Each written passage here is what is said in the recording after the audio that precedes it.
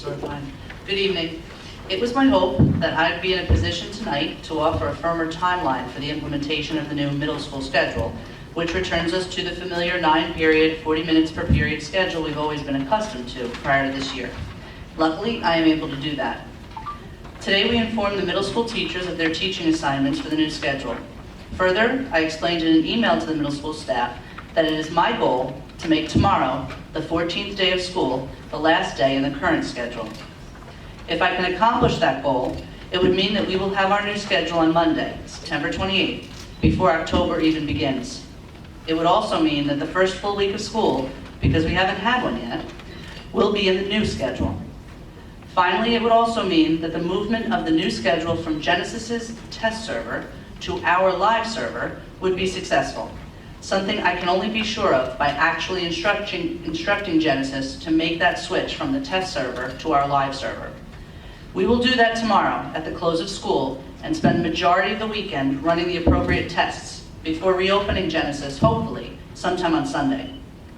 If in fact we are successful, it would mean that our team of middle school counselors, content area supervisors, building administrators, and academic technology staff put together 2 master schedules for 2 different schools in 9 school days. A feat that could never have been accomplished without a lot of hands on deck and a lot of support from this entire district. What had traditionally took, and under the right circumstances should take, about 5 weeks to complete, we will have completed in these 9 days. I know for many of you it feels 9 days too long, but I assure you, we have kept your frustrations in mind as we move to get this new schedule in place as soon as, like I said at the last meeting, humanly possible.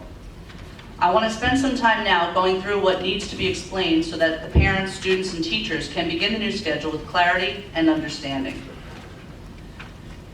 Although we are looking at the year now in trimesters, that is 3 distinct parts, we must label them in Genesis as Q2, Q3, and Q4, like quarter 2, quarter 3, and quarter 4.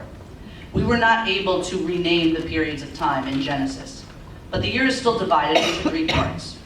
As explained at the last Board of Education meeting, students and parents will receive narrative comments from the teachers they have had for these 14 days, indicating their levels of progress in those courses. Joni, if you could please put the slide up for the next part.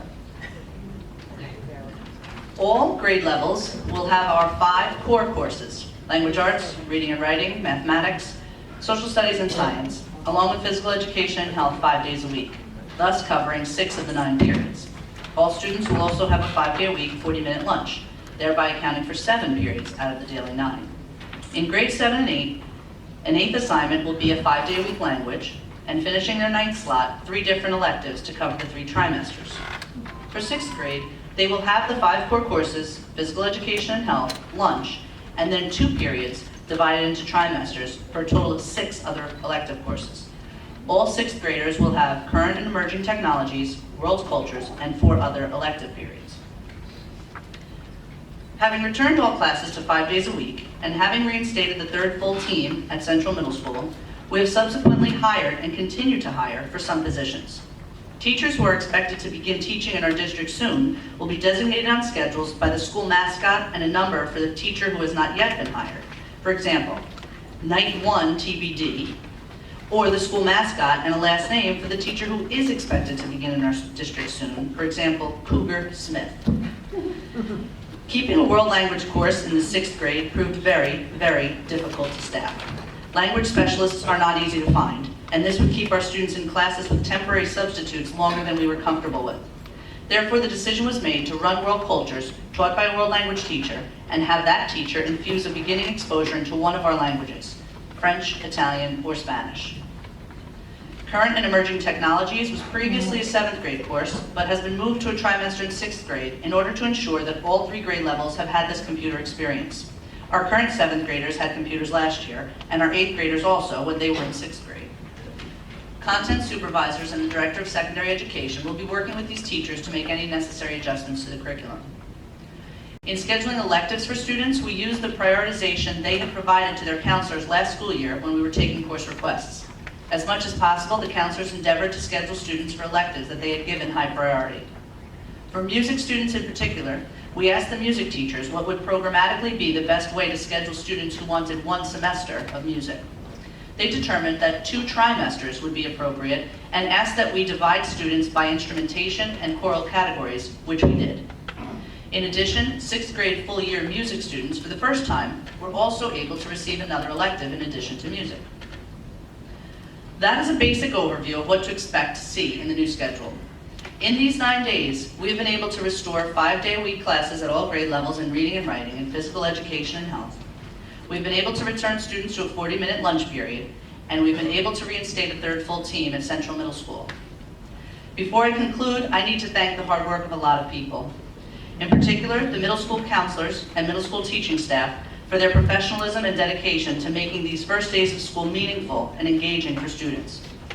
To all of our administrative team, from the content area supervisors to building administrators to my fellow senior cabinet members, thank you for exhibiting the hard work and stamina that has come to categorize our district. To several staff members outside of these people who have also given up their time and provided us with an extra set of eyes to double check our work as we tried to move so quickly through this process. Eric Berkowitz, Tricia Morcillo, Lou Miller, and Casey Moss. And to all of the students and parents who have been patient with us throughout a trying situation, thank you. Again, it is with great hope that I announce we plan to shut down Genesis at the end of the school day tomorrow and instruct Genesis to move our work from their test server to our live server, thus enabling us to perform necessary tests to make sure everything got transferred correctly before opening school on Monday with the new schedule in place. Parents and staff members will receive school messenger notices throughout that process. Thank you very much.